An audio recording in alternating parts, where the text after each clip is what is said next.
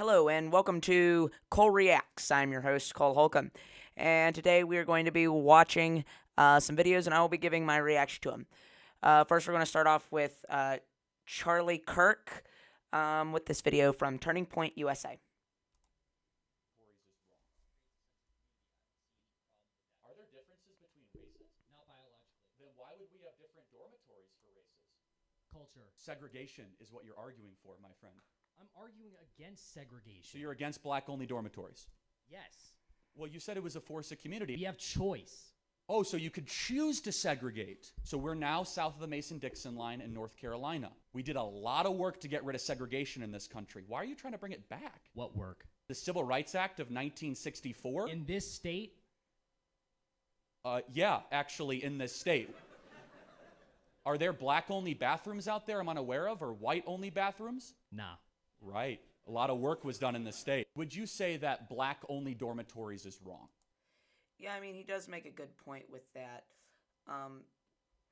which he's not trying to say. A lot of liberals, they try to paint it as, oh, he's trying to say that segregation is okay in North Carolina because it's been fixed. No, he's not trying to say that it was okay. What he's trying to say is that it was wrong, but we have since fixed that problem, and we need to continue to fix it by getting rid of segregation on both parts, because there's still a segregation that exists for people. And you have to end segregation. Most people don't see it as segregation. And I understand you don't see it entirely as segregation. But you do need to realize that that in a way is segregation. It violates the Civil Rights Act of 1964. So you do kind of have to fix that in that sense. So I mean, he does make a good point with that. Okay, so that leads us on to another one of our videos from him. Oh, you go after people, man, and I got my facts. Buckle up. All right, cool. How the heck can you come to a state like Arizona and say there's no such thing as white privilege or racism? You're looking at the world as a victim. Okay, you're looking at the world as if there's systemic racism and the evil white man that's trying to crush you. It's a lie. It's a lie that is designed to keep you down. It's a lie that is designed to try and disempower you.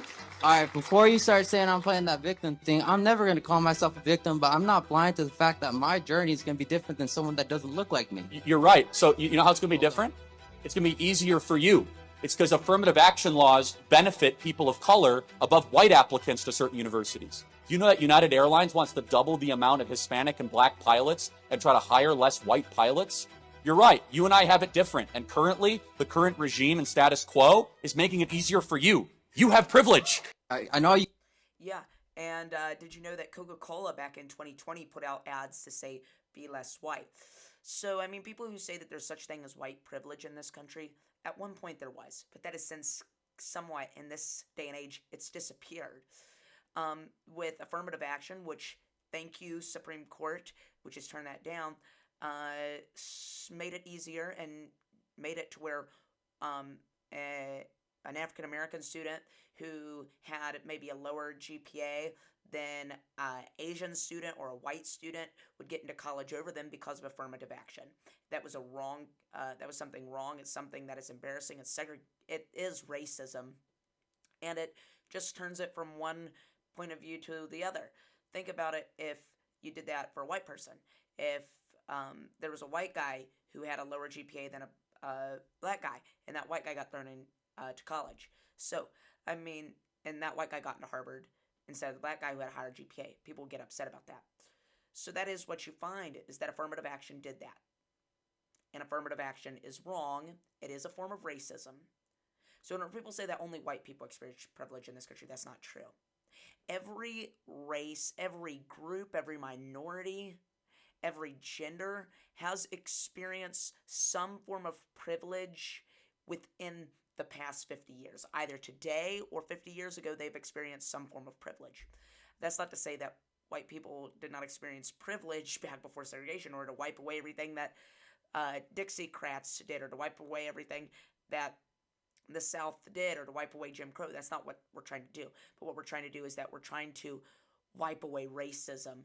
And through wiping away Jim Crow, we wiped away racism in the South. We were trying to wipe away it to where it would not go into the future generation. That's not saying forget about it. That's not saying there was nothing wrong with it. But what that's saying is that we need to wipe that out, not wipe the history of it out, but wipe the movement of Jim Crow out, wipe what Jim Crow was doing out, and then make it to where racism is gone.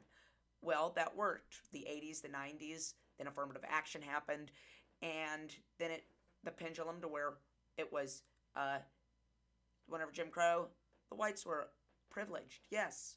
But then whenever Jim Crow ended, it got about even. Everybody could do everything. All men are created equal, and we were going right as the Constitution says. From 64 all the way about into the 2000s. Then from there, then the pendulum swung all the way from right there to over there. You cannot swing the pendulum from there to there. You need to keep it right in the center. Because whenever it swung over and to where it went from Jim Crow, it went to affirmative action, to where it went from white privilege to African American privilege, or to privilege of other races. That's not how it should work in this nation. This nation needs to make it to where if you work hard enough, you will succeed. Not you succeed because of the color of your skin. That's not what Dr. Martin Luther King worked toward. That is not what any civil rights leader worked toward in the 60s. They were working toward an equal America. An America where everyone could do the same thing, to where a white man and a black man could get the same job. A white man and a black man could go to the same place. And that was their movement.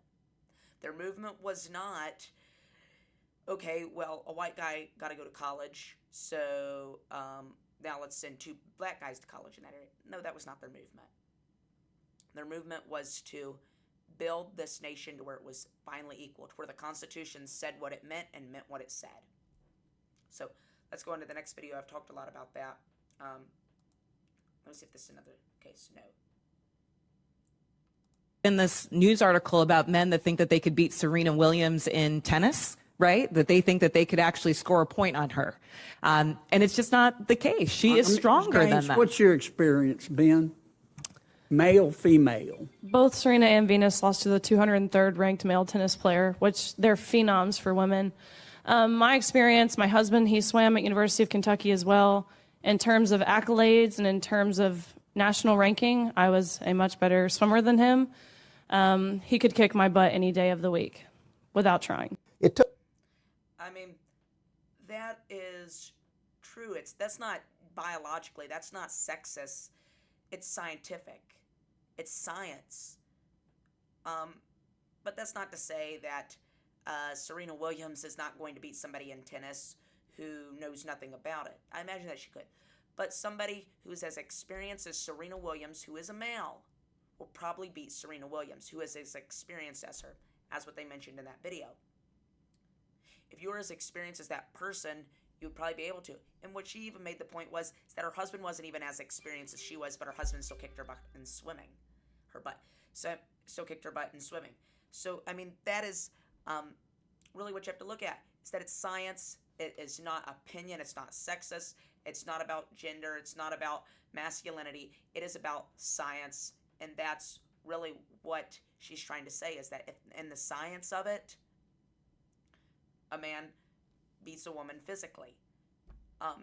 That's the reason why there are laws out there that protect women against assault from men, that protect women against murder from men. That a woman, if she murders a woman, that if a woman murders a man, she'll go to jail for less time than if a man murders a woman. It's because there is a difference in there in how their bodies are built. That's why if a man commits assault on a woman, he's going to go to jail for a whole lot longer than if a woman commits assault on a man, because there is a difference in there on how they're physically built, in their physical attributes. And that's really what I have to say about that. Let's go on to our next video. Sure. What was your name again? I'm sorry. I don't think I told you. My name's Mercury. Nice to meet you. Why are you here? Okay, I've been asked that question a lot. First of all, that question should not even have to be asked, but when people stop talking, really bad stuff starts. When marriages stop talking, divorce happens. When civilizations stop talking, civil war ensues. When you stop having a human connection with someone you disagree with, it becomes a lot easier to want to commit violence against that group. What we as a culture have to get back to is being able to have reasonable disagreement where violence is not an option. You think that's not emotional violence? How is this, what is emotional violence, by the way? I don't know what that is. It is harm intentionally perpetrated on another another human being that is intentionally targeted at their emotional well-being. Okay, so feelings mean nothing to me. Isn't why we had the First Amendment to try to push our boundaries and to hear things that might make you mildly uncomfortable? This doesn't make me mildly uncomfortable. Does it make you very uncomfortable? It makes me angry. I got a question. Sure. So you guys heard it right there from Venus or Mercury. What was that? I think it was Mercury. Right there from Mercury. You guys heard it, that if it makes you angry, totally voids the Constitution.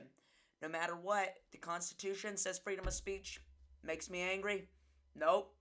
Can't say it no more. Totally wipes the Constitution. Constitution gets thrown out the window. No, I'm making a joke. Of course that's not true. Doesn't matter if it makes you angry. It doesn't matter if it gets you upset. It doesn't matter if it gets you butthurt over everything. It does not matter if it gets you offended. The Constitution ensures that everyone has the freedom of speech. That everyone that they are free to do what they want and choose. Okay?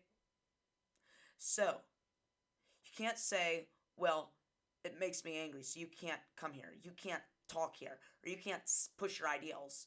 That is what a free society is. That is what the United States is. We are a country where you can push your ideas, where you can say what you want and not have to worry about it. Not saying that you should do that, because that can get you into some trouble and that can make people hate you. And there are some other things why you shouldn't do that. But that is how our Constitution is written, to where everyone has the opportunity to do everything, where everyone is free. And that's what the First Amendment guarantees, freedom of speech. Freedom to assemble. He's practicing the First Amendment there, and he tells her that he's allowed to do that. She says, well, it makes me angry. Doesn't matter if it makes you angry. That doesn't void the Constitution. The Constitution was set in stone by the Founding Fathers to ensure that freedom was held and that this man could go out there and speak out against things that he thought was wrong. Because that is what the Founding Fathers wanted to do to King George, to England, but they were not allowed to because it was considered treason. In the United States, we are a free society, a free republic, not a democracy, different topic, but we are a free republic to where you can go out and say what you want and not have to worry about getting charged with treason, or getting killed over it. That is guaranteed in the First Amendment. That's what this man is doing. Doesn't matter if it gets you angry. It doesn't matter if it offends you. It doesn't matter if it does not agree with your ideas. As long as it's on public ground, it is totally legal and it is totally guaranteed by the Constitution. That's something that we need to start following more in the United States. It's not about feelings. It is about the Constitution. That is the law of the land. It's not your emotions. Your emotions can lead you to wrong places. Emotions have led people into genocide. Emotions have led to wars. Emotions lead to death. But most of the time, law leads to order. Law leads to good things, especially in the United States of America. Let's go on to this next one. Debate a true conservative like Nicholas J. Fuentes, or are you too scared to defend your anti-America first positions? So, number one, if you didn't notice, I answered this question like 4 questions ago. Number 2, I will repeat the answer again. I see no purpose in debating somebody who has joked about my death. That is not something that I make a habit of. If you want me to debate somebody about immigration policy who is a limited immigration person, or have a discussion with that person, I'm happy to do so. By the way, I see a very strong argument in favor of limiting immigration, both legal and certainly illegal, to the United States. Okay, if you want me to talk about tariff policy and have a discussion with somebody about that, I'm happy to do that. If you want me to have a discussion about Israel or Israeli policy, I'm happy to do that. What I am not happy to do is have a debate with somebody who has joked about my death, called people who work for me Shabbos Goy race traders, praised the Unite the Right rally in Charlottesville. That I am not going to do. Did you see that guy who went up? Okay, that guy. Um, that was funny. I like that. That was hilarious right there at the end. Um, anyways, though, Ben Shapiro, he made a good point in that. But what we have to remember, we pointed out so much, is that we're always talking about the woke and the radical left and the radical liberals. But what we also forget to talk about is that there are radicals in the Republican Party. There are radical Republicans, and we have to point that out. This man is one of them. There are a lot of radical conservatives, a lot of radical Republicans, and they do not represent the base of the Republican Party. Ben Shapiro represents the base of the Republican Party. He represents Republican ideals the majority of the time. So what this guy is doing is that he wants to push a really radical way onto the United States. That is another form of big government and another form of fascism that Republicans don't like to admit. That's another way of the government getting involved more into people's lives. Fascism is big government. It's where the government gets involved. As Ronald Reagan said, if fascism ever comes to America, it will come in the form of liberalism. Well, yes, that is true, because liberalism believes in big government, and you're able to get people to unite around big government and that type of liberalism. But we must remember that there is also big government at the very, very radical part of the Republican Party. They don't like to admit. They say, no, we're anti-government, we're this, we're that, we're that. But you know something? If you really look into their ideals at the radical base of the Republican Party, which they are not the base of the Republican Party, but the radicals of the Republican Party, they are another fascist group, because they are government that's getting too involved into people's lives, setting in laws that get too involved into people's daily lives. So to think that you only see radicals, to think that you only see people who are against the United States in the Democratic Party is wrong. You also find that in the radical part of the Republican Party. That is what you find in both parts of each party. You find it a whole lot more in the Democrats, but in the Republican Party, there are those radicals who are crazy, who are fascists, and who do believe in big government, but they don't realize that they believe in big government. Liberals, as Ronald Reagan said, if fascism comes to America, it will come in the form of liberalism. I mean, that is true, because liberals, they're not ashamed to say that they like big government. They're not ashamed to say that government is something that we should love, is something that we should focus on, is something that should control things. They're not afraid to say that. But with Republican radicals who are fascists, they don't actually know that. That's typically where fascism gets dangerous, but fascism is dangerous on both sides. That's the reason why the Republican Party is the best, because the core, the center, the main part of the Republican Party is not fascist. They're small government. They're pro-America. Yeah, I've talked enough about that. Let's go on to the next video. Whoopi Goldberg and the Island. The fake list. Yeah. And I'm on it. So you were on the island? I was, apparently, I don't know. They said I was on the island. They said, I'm like, I don't go anywhere. If the story was about a bus, it's more believable. Maybe, but it's like, you know, so I'm just going to say, you know, and there's been a lot of stuff recently. I don't know what I've done to anybody, but apparently there are a lot of these kind of sites that are, what do you call them? They're parody or they're satire sites. Oh. But people don't realize that they can be harmful. So, what Whoopi was saying in there, so there were some lists that came out that showed that she was on Epstein's list, which, I mean, that's totally crazy to think that she was on the list of her best friend, Epstein, and she didn't go to the island. That's crazy, isn't it? Her best friend, Epstein. Nah, I'm just joking. But, I mean, I think that it is a little crazy to think that Whoopi was on the Epstein's list. I don't believe that she went to the island. Do I like Whoopi? Do I like The View? No. But, I mean, it's crazy saying that you agree with The View. Michael Knowles, he says some of the stuff that I'm getting ready to say. But, I mean, I'm saying some of the stuff in here, too. But, it's crazy to think that I'm agreeing with The View right now, because The View typically pushes liberal ideology. But right now I'm pushing, but right now they are saying something and I'm agreeing with them. I do not think that Whoopi was on Epstein's list. If I am wrong, so be it. But I do not think that Whoopi is actually on Epstein's actual lists. There are a lot of lists that were fake and that are satire, like she said. But I mean, I am agreeing with The View right now, which is crazy. Never agree with The View. That's not saying that I agree with the view all the time. That's not at all. I'm not saying that I agree with the view most of the time whatsoever. I'm not saying that I ever agree with the view, but right now I am agreeing with the view with what they're saying in this.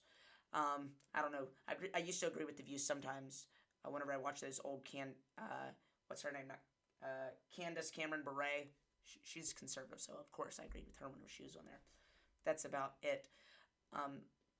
Anyway, so that's all we have for you here today on Cole Reacts. I'm your host, Cole Holcomb, and we will see you next time on Conservative to America. Thank you, and have a wonderful day.